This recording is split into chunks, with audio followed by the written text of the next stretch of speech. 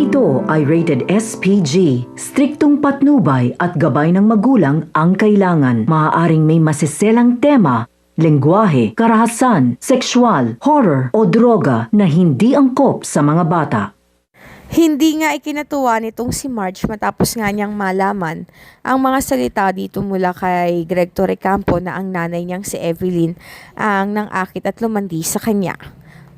Sinabi nga niya na oo, maraming mga lalaki ang dumaan sa buhay ng kanyang ina. Subalit hindi magagawa ng nanay niya na siya ang mag-first move o lumandi sa kanino man. Nahihiya noon itong si Evelyn sa mga nangyari kaya naman mas binabuti niya na nga lang na umalis. Hindi niya lubos sa kalain na pagmumukain siyang tanga nitong si Greg sa harapan ng lahat.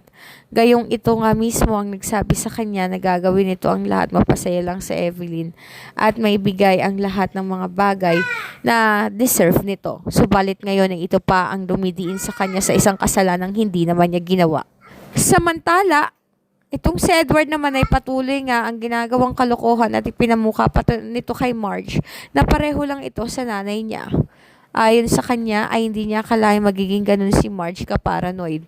Subalit ang hindi niya alam ay nahuli na pala ni Marge ang lahat ng mga kalokohan nilang dalawa nitong si Thea.